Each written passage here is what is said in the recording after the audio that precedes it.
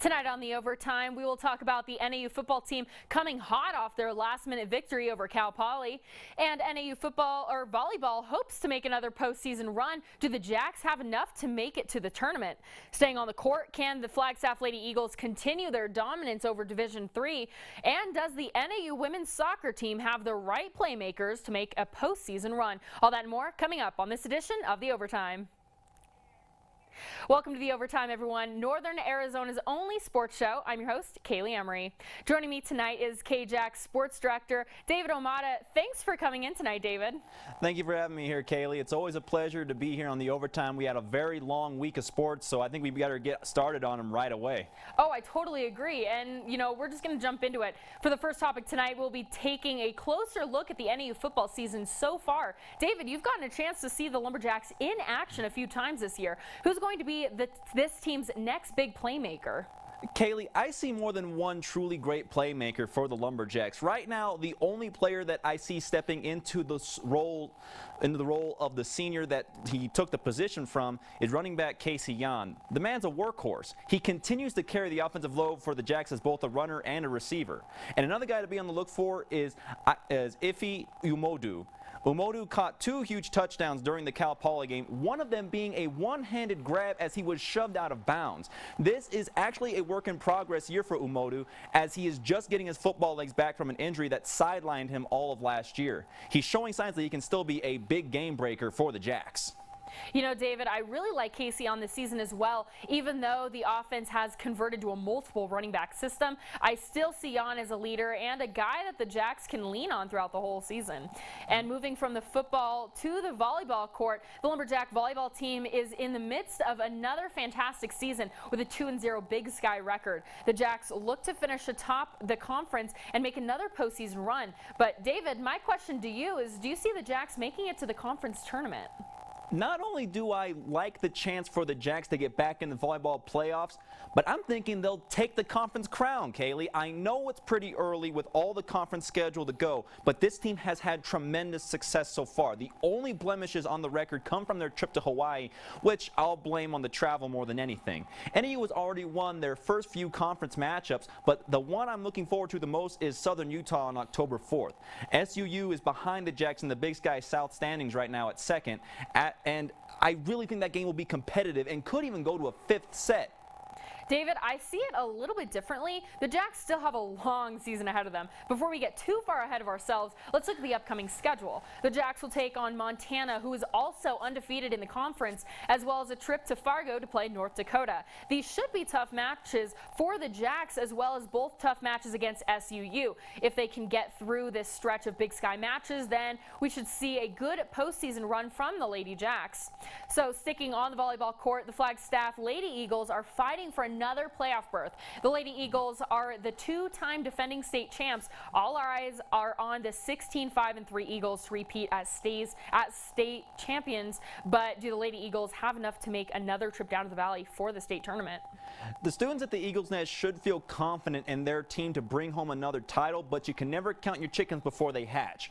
Coach Haglund will surely be stressing that to her team this season, and so far it seems like the team is as focused as I've ever seen them.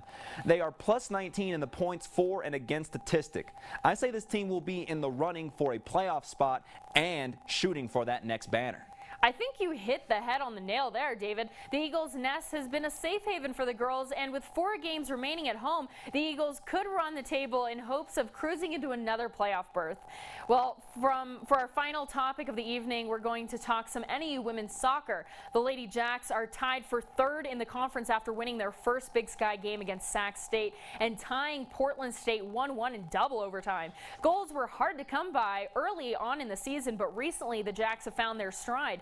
The ladies are in the midst of a 7-game unbeaten streak. So that being said, have the Jacks found their playmaker or goal scorers for the season? Kaleigh, each game this year has been a nail-biter for sure, and I mean that in a very flattering manner. I've watched these girls all year, and they are exciting to watch. So far, the main focus of the Lumberjack attack has been Haley Wingener. She has an outstanding total of 6 goals for the team right now, and the next person on the list is Adrienne Nix with 3 on her season.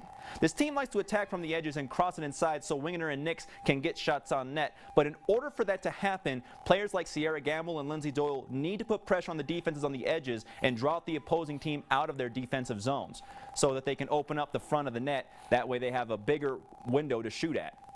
Playmakers in soccer aren't always the goal scorers. Sometimes they are the setup players, and those are the ones that need to make their presence known in these next conference games on the road.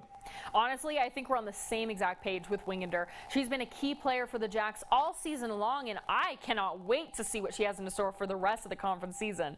But David, that's going to wrap it up for us. As always, it's great talking to you, and I'll see you a little bit later on in the show. Sounds good, Kaleigh. I'll be down there in just a few. All right.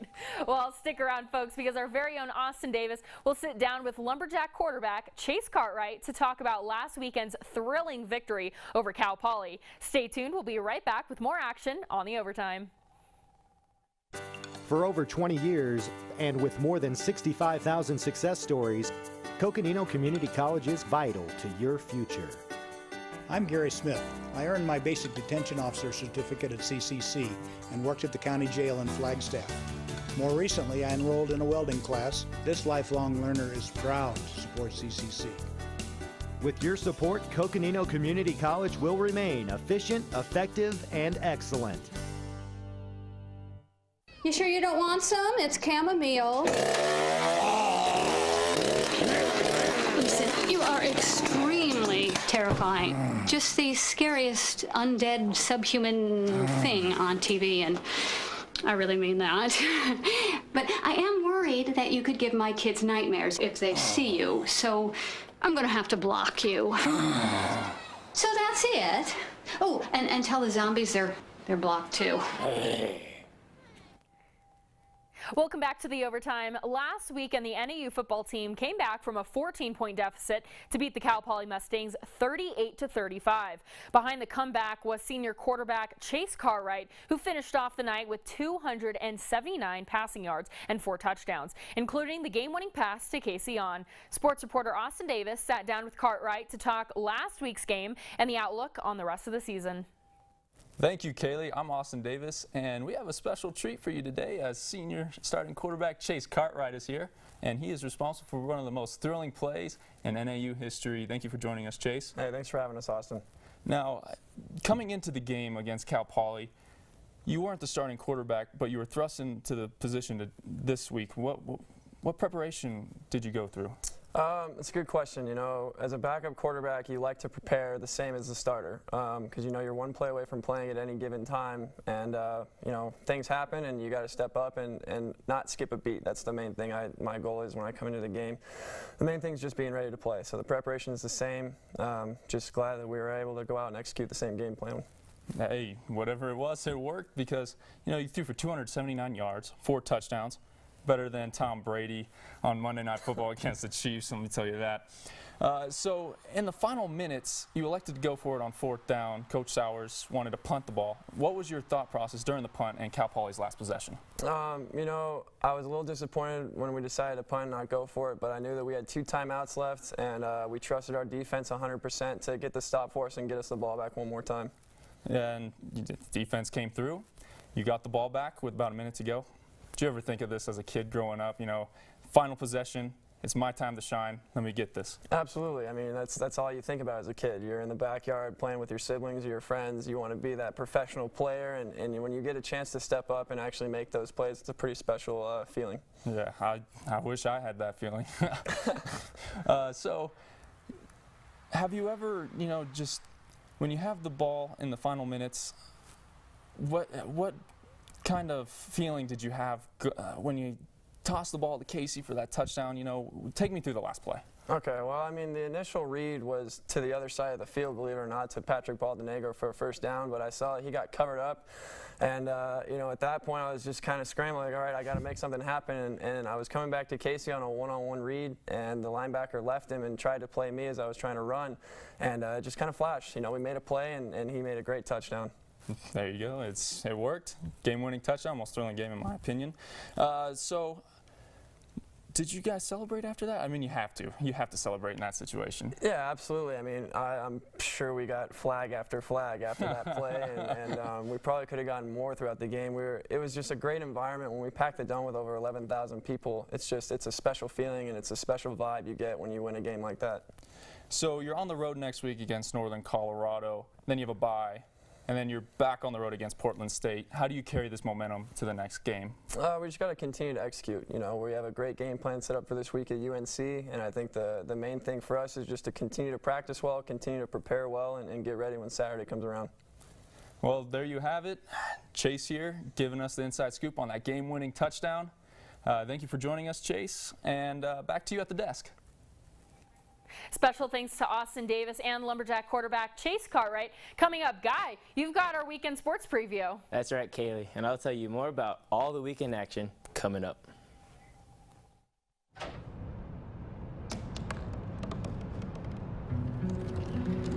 They said I couldn't dream. Called me a piece of trash and swore that's all I'd ever be.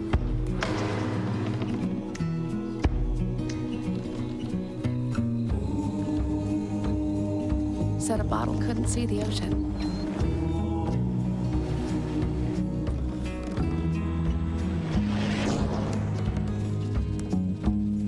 Give up. Go back to the dumpster.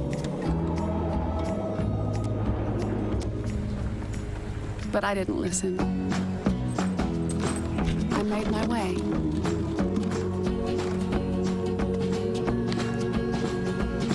And now, I am what I've always wanted to be.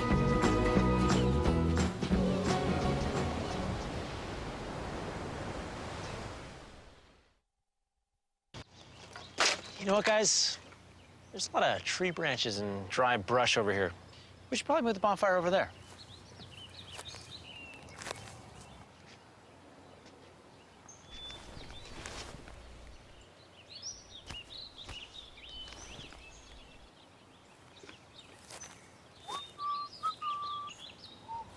I'm guessing Smokey liked that idea.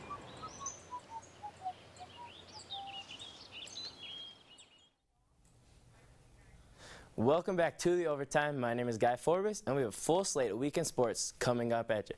First, we'll start off with the Flagstaff Eagles taking on Mingus High School at the Walk-Up Sky Dome. Kickoff for this game is at 7:30 tonight. Staying on the gridiron, the NAU football team looks to stay hot after a thrilling win last week. They travel north to Colorado for a pivotal conference matchup with the University of Northern Colorado Bears. This game kicks off at 12:30. The NAU Cross Country team looks to prove its #2 national ranking as they take on some of the nation's best teams at the University of Washington. The women start running at 9, with the men to follow. NAU Women's Volleyball is also in action on Saturday for a second straight road game as they travel to southern Utah for a conference match against the Thunderbirds. This match starts at 6 p.m. The Lumberjack soccer team looks to continue conference success this Sunday against the University of Idaho. The game begins at 1 p.m. Full coverage of this weekend's NAU events can be found at nauathletics.com. Ice Jacks hockey will also be in full force this weekend as the D2 Ice Jacks stay here in Flagstaff at J. Lively to take on the San Diego State University. The puck drops tonight and tomorrow night at 8:30. D3 is also in action Friday and Saturday as they travel down south for a matchup with the Arizona State Sun Devils. And finally, for all you Phoenix Suns fans, you can catch the team finishing up their week-long stay here in Flagstaff with a team scrimmage at the NAU Sky Dome. The scrimmage tips off at noon, so if you're in the mood for some sports this weekend, there's plenty of local action to check out.